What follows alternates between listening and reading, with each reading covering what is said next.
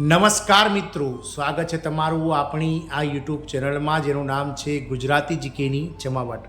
તો 8મા પગાર પંચની રચનાને લઈ અને ગતરોજ 16 જાન્યુઆરીના રોજ જ્યારે કેન્દ્રીય કેબિનેટની મળેલી બેઠકમાં લીલી ઝંડી મળી ગઈ છે, ત્યારે અત્યારે હાલ 8મા પગાર પંચ માટે department of personal and training એટલે કે DOTPT જે સરકારનો એક વિભાગ છે અને NCJCM એટલે national council four joint missionary consultative જે છે તે વચ્ચે મિત્રો હાલમાં ચર્ચાઓ ચાલી રહી છે અને ટર્મ્સ ઓફ રેફરન્સ એટલે કે 8મા પગાર પંચની સંદર્ભની શરતો વિશે ચર્ચાઓ ચાલી રહી છે. એકવાર મિત્રો આ TOR એટલે કે ટર્મ્સ ઓફ રેફરન્સ નક્કી થયા બાદ 8મા પગાર પંચની કમિટીની સરકાર રચના કરી દે છે.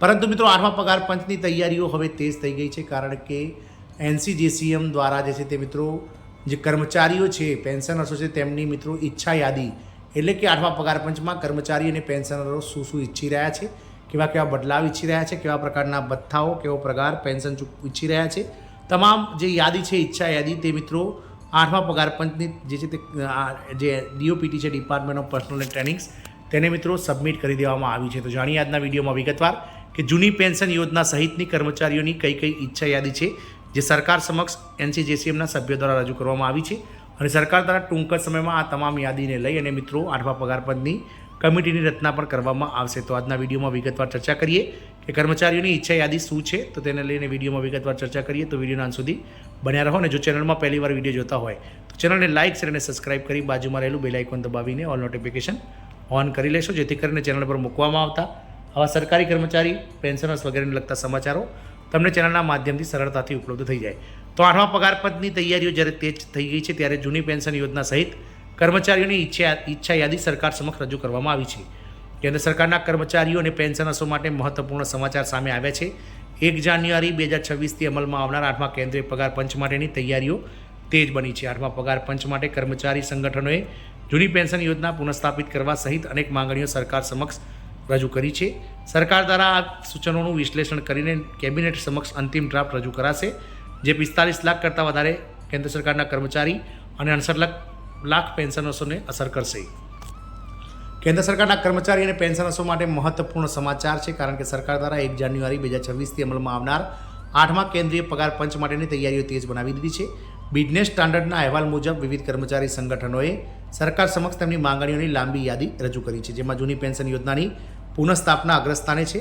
આ ભલામણો લગભગ 45 લાખ કર્મચારી અને 68 લાખ પેન્શનરોને સીધી અસર કરશે. કર્મચારી સંગઠનો દ્વારા રજૂ કરેલી ઈચ્છા યાદીમાં કેટલીક મુખ્ય માંગણીઓ નીચે મુજબ છે. પહેલી છે મિત્રો જૂની પેન્શન એટલે કે ઓલ્ડ પેન્શન સ્કીમ OPSને પુનઃસ્થાપિત કરવી.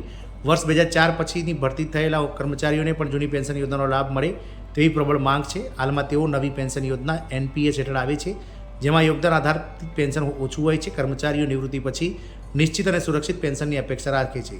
આ ઉપરાંત દર 5 વર્ષે પેન્શનની રકમમાં વધારો અને જૂના નવા પેન્શનરો સમાન લાભની પણ માંગ કરાઈ છે. બીજું છે મિત્રો ખર્ચનો નવો ધોરણ SCU નિર્ધારિત કરવો. કર્મચારી સંગઠનોને સ્ટાન્ડર્ડ કન્ઝમ્પશન યુનિટ SCUને 3થી વધારીને 3.6 કરવાની માંગ કરી છે. આ એકમ લઘુત્તમ વેતન અને સરકારી ખર્ચનો આધાર નક્કી કરે છે. જો આ સૂચન સ્વીકારાશે તો સરકારી ખર્ચ અને કર્મચારીઓનો પ્રારંભિક પગાર બંનેમાં વધારો થઈ શકે છે. સંપૂર્ણ કેશલેસ સારવાર સુવિધા. કર્મચારીઓ અને પેન્શનર્સો માટે સંપૂર્ણ કેશલેસ તબીબી સુવિધા લાગુ કરવાની માંગ કરવામાં આવી છે, જેથી સારવાર ખર્ચ માટે ખિસ્સામાંથી પૈસા ચૂકવીને પછીથી રિફંડ મેળવવાની લાંબી પ્રક્રિયામાંથી મુક્તિ મળે. ખાસ કરીને ટપાલ વિભાગના નિવૃત્ત કર્મચારીઓ માટે આ વ્યવસ્થા સુધારવા પર ભાર મૂકવામાં આવ્યો છે. બીજી મહત્વની માંગ છે જોખમ ભથ્થું અને વીમા કવરેજ.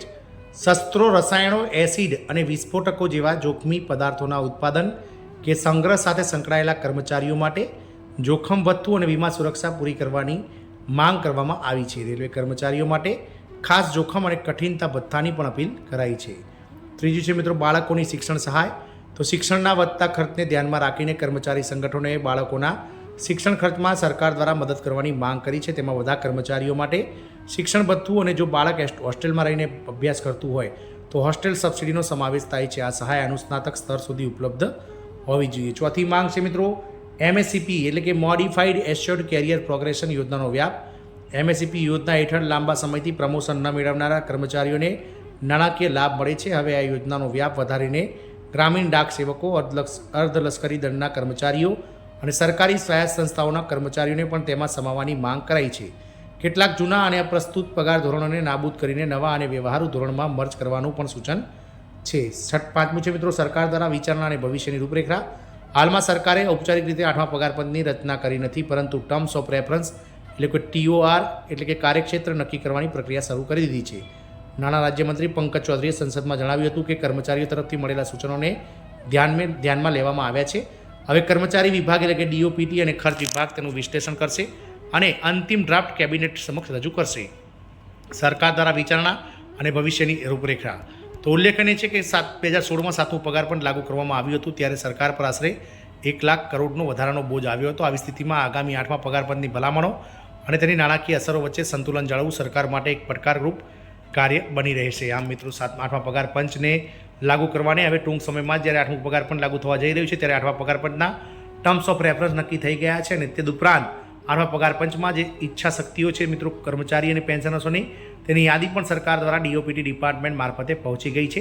ટૂંક જ સમયમાં નાણાં વિભાગ અને department of personal and training આ તમામ યાદીઓ અને તમામ માંગણીઓ છે તેનું વિશ્લેષણ કરી અને અંતિમ ડ્રાફ્ટ જે છે તે રજૂ કરશે અને અંતિમ TOR નક્કી કરી કેબિનેટ સમક્ષ જે છે તે મિત્રો નક્કી કરશે. ત્યારબાદ કેબિનેટને આ TORને મંજૂરી મળ્યા બાદ કેબિનેટ દ્વારા 8મા પગાર પંચની સમિતિની રચના કરવામાં આવશે. એવી આશાઓ સેવાઈ રહી છે કે મિત્રો આ વર્ષે નવરાત્રિ દિવાળી સુધીમાં આ સમિતિની રચના થશે અને આવતા વર્ષે એટલે કે 2026ના અંત સુધીમાં કમિટી દ્વારા રિપોર્ટ સોંપવામાં આવશે અને 2027 સુધીમાં જે છે તે મિત્રો આ 8મું પગાર પંચ લાગુ થાય તેવું હાલના સંજોગોમાં દેખાઈ રહ્યું છે. બે વર્ષ સુધી 8મું પગાર પંચ લાગુ નહીં થાય તે હાલના સંજોગોમાં દેખાઈ રહ્યું છે. જય હિન્દ, અસ્તુ.